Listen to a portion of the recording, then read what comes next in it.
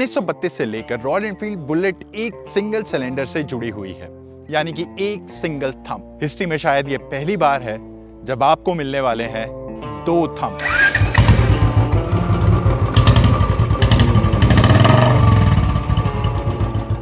Interceptor और continental 650, super meteor और shotgun 650 कुछ ही समय पहले मिली क्लासिक 650, लेकिन रॉयल एनफील्ड लॉयलिस्ट को सिर्फ एक चीज का इंतजार था, द बुलेट 650।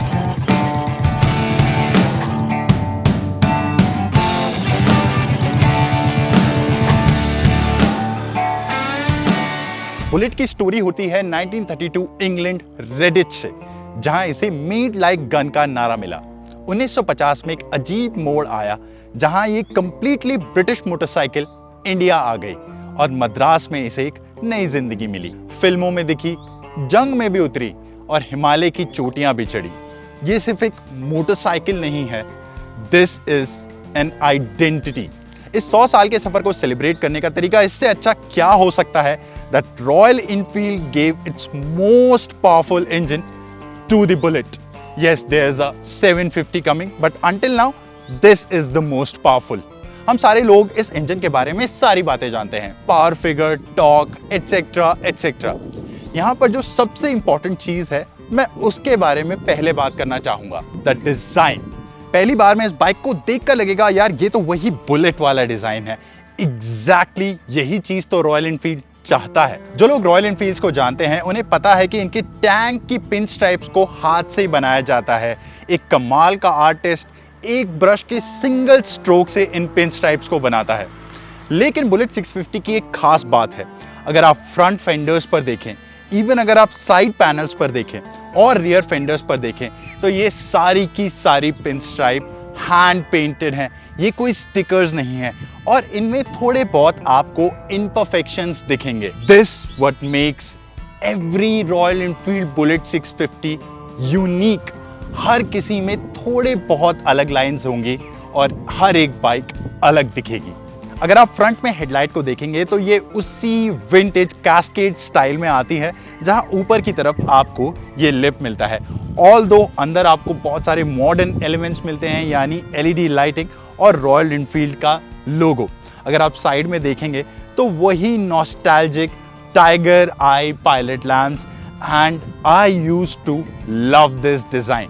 अगर आप इंडिकेटर्स का शेप देखें तो वो भी एकदम नॉस्टैल्जिक है। फ्रंट एरिया में आपको काफी सारा क्रोम देखने को मिलेगा हेडलाइट्स की तरफ। जो इसका स्पीडोमीटर है वो भी काफी यूनिक और पुराने स्टाइल का ही है। जो स्पीड है वो एनालॉग स्टाइल की है। बाकी चीजें आपको एक छोटी सी ब्लैक एंड व्हाइट स्क्रीन में देखने को मिल जाएंगी। ऑल्दो ये साइज में छोटी है, लेकिन इन रीड आउट्स को भी आप इजीली पढ़ सकते हैं।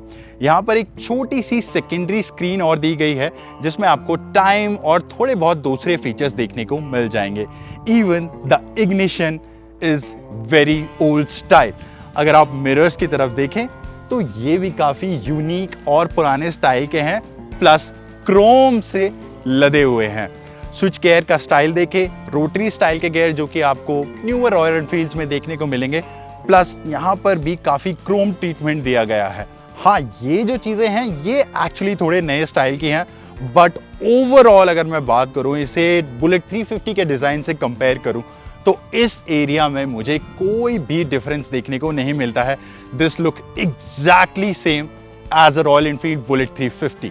साइड की अगर मैं बात करूं तो वही आइकॉनिक टीयर ड्रॉप शेप का टैंक और इसके ऊपर क्रोम से भरा हुआ फ्यूल कैप। सबसे इंपॉर्टेंट चीज वो पुराना विंग्ड 3D लोगो, जिसे देखकर आपके, मेरे डैड या हम दोनों के ग्रैंड डैड बहुत ही ज्यादा इमोशनल हो सकते हैं। अगेन अगर मैं इन हैंड पेंटेड स्ट्राइप की बात करूं तो मुझे काफी यूनिक लगती हैं, और इस सेगमेंट में क्या, किसी भी सेगमेंट में आपको हैंड पेंटेड स्ट्राइप्स किसी बाइक पर आज के जमाने में तो नहीं दिखने वाली। अगर मैं इस साइड पैनल की बात करूं तो इस पर भी आपको दिखेगा एक विंग्ड 3D लोगो, जो कि काफी यूनिक लगता है। और सबसे यूनिक चीज क्रोम से भरे हुए पी शूटर एग्जॉस्ट। ये सच में लगते हैं एक पीस ऑफ आर्ट, और इन्हें आपको दूर से देख के ही समझ आ जाना चाहिए कि आप किसी नॉर्मल बाइक को तो नहीं देख रहे हैं। एक और यूनिक चीज जिसके लिए रॉयल एनफील्ड बुलेट जानी जाती थी, ये bench style single step up seat काफ़ी यूनिक लगता है ये डिज़ाइन। किसी दूसरी बाइक में अगर मैं इस स्टाइल की सीट लगाऊंगा तो शायद उतनी अच्छी ना लगे।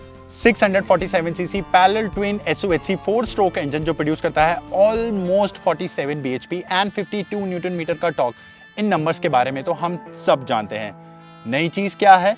स्लिपर क्लच, जिसकी वजह से हाईवेज या ट्रैफिक में गियर शिफ्टिंग काफी ज्यादा इजी हो जाती है। रॉयल एनफील्ड के मॉडर्न इंजन्स अब फ्यूल इंजेक्शन को यूज करते हैं, लेकिन कुछ पुराने इंजन्स में आपको कार्बोरेटर देखने को मिलते थे, स्पेशली बुलेट मॉडल्स में।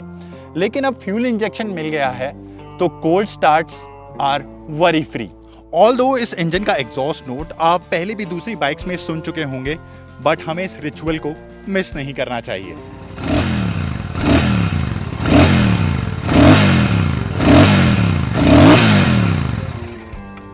आपको कुछ डिफरेंस लगा as compare to the other 650 cc engines? मुझे आवाज़ थोड़ी सी म्यूटेड और थोड़ी सी मैच्योर लगी। आप प्लीज़ मुझे कमेंट्स में बताइए।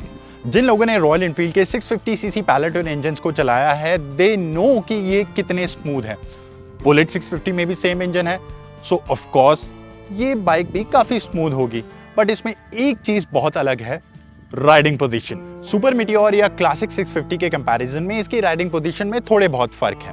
हैंडल बार देखें तो उन बाइक के कंपैरिजन में ये थोड़ा ज़्यादा ऊपर है, तो आपके हाथ कुछ इस तरीके से आएंगे और राइडिंग ट्रायंगल कुछ इस तरीके से बनेगा। जो फुट पेग्स हैं वो भी एकदम आपके पैर की पोजीशन में एकदम स्ट्रेट, आपकी बॉडी भी एकदम अपराइट होती है। तो ट्रैफिक में this is the best thing. अगर मैं सीट हाइट की बात करूं, ये है ऑलमोस्ट 800 mm।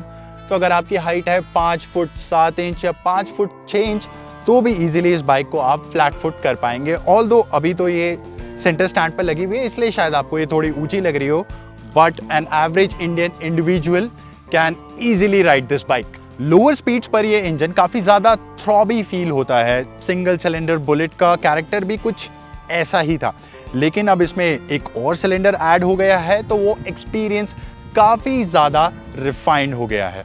80 से 90 की स्पीड पर इसमें आपको बिल्कुल भी वाइब्रेशंस महसूस नहीं होंगी। जब आप ट्रिपल डिजिट स्पीड पर जाना शुरू करेंगे तो फुट पेग्स और हैंडल बार्स के अराउंड हल्की हल्की सी वाइब्रेशन शुरू होंगी, although they are not bothersome. एक और चीज, इस बाइक पर सुपर मीटियोर के कंपैरिजन में आपको थोड़ा ज्यादा विंड ब्लास्ट फील होगा, क्योंकि पोजीशन अपराइट है। As comparison to Super Meteor इसकी राइड हाइट भी थोड़ी सी ज़्यादा है।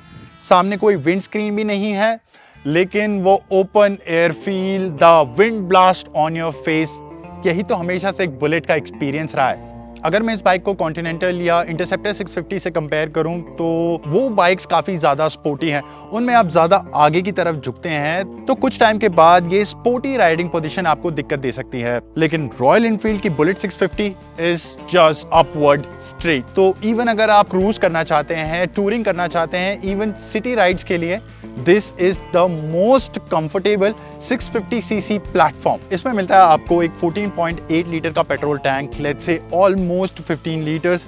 फ्यूल एफिशिएंसी के बारे में अभी आपको बता नहीं सकता, क्योंकि ये हमारे पास बहुत कम समय के लिए थी। हमें थोड़ा और ज़्यादा वक्त बिताना होगा इस बाइक के साथ to know the exact fuel efficiency. Although एक 650 सीसी इंजन है, वो भी पैरेलल ट्विन, सो आप बहुत अच्छे नंबर्स एक्सपेक्ट नहीं कर सकते। अब आ जाते हैं एक इंपॉर्टेंट चीज पर जो रॉयल एनफील्ड के साथ हमेशा से जुड़ी हुई है, the curve wait. This bike is 243 kgs। तो 243 kgs almost super bike category. काफी भारी महसूस हो सकती है बाइक। सेंटर स्टैंड पर लगाना भी एक टास्क होता है ऐसी बाइक्स को फॉर मेंटेनेंस पर्पस। बट अगर मैं इसे सुपर मीटियोर या फिर इंटरसेप्टर्स वगैरह से कंपेयर करूं, शॉटगन 650 से कंपेयर करूं, तो ये बाइक मुझे काफ़ी लाइट महसूस होती है। 243 कर्व वेट एक्चुअली फील नहीं होता। I don't know for what reason. Even slower speeds पर भी ये बाइक आपको उतनी भारी नहीं लगेगी। फ्रंट में आपको मिलेगा 320 mm का डिस्क रोटर, पीछे मिलेगा 300 mm का disc rotor with twin piston floating calipers. Although 243 kg weight है इस बाइक का, तो आप ब्रेकिंग के बारे में भी सोच रहे होंगे, क्योंकि इतने बड़े मास को स्टॉप करने के लिए पावर बहुत ज़्यादा चाहिए। बी अश्योर्ड, इसकी ब्रेकिंग परफॉर्मेंस काफ़ी अच्छी है और पैनिक ब्रेकिंग में ABS भी बहुत अच्छे से काम करता है। दिखने में तो ये आपको काफ़ी ज़्यादा पुरानी टेलीस्कोपिक यूनिट्स लगेंगी, बट ये हैं अल्ट्रा मॉडर्न शोवा के टेलीस्कोपिक सस्पेंशन। रियर में भी आपको मिलता है शोवा। ये बात मैं अपने पहले कई वीडियोस में भी कह चुका हूं कि रॉयल एनफील्ड की सस्पेंशन ट्यूनिंग कई एडजस्टेबल सस्पेंशन से भी बेटर है। तो अगर आप गड्ढों में जाएंगे काफ़ी स्पीड पर, ये उनको काफ़ी अच्छे से एब्जॉर्ब कर लेती है। कॉर्नर्स के अराउंड भी बाइक काफ़ी कॉन्फिडेंट फील होती है, ना बहुत ज़्यादा स्टिफ है ना बहुत ज़्यादा सॉफ्ट है। It is something in between which is perfect for this bike.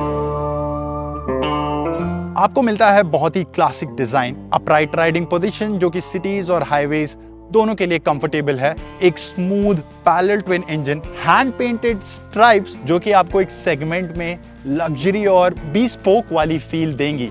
तो इसमें नेगेटिव्स क्या हैं? सबसे पहले तो wind blast which you can not avoid in this type of design. दूसरा है 243 kg का कर्व वेट जो कि नए राइडर्स के लिए मैनेज करना थोड़ा मुश्किल हो सकता है। और तीसरा इशू है कलर ऑप्शंस सिर्फ 2।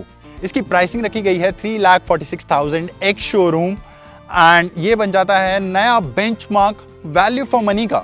ये बाइक उन लोगों के लिए है जो क्लासिक बुलेट स्टाइलिंग चाहते थे लेकिन एक मॉडर्न पावर प्लांट के साथ, जो आज भी नॉस्टैल्जिया में जीना चाहते हैं। The royal Enfield Bullet 650 says old school forever.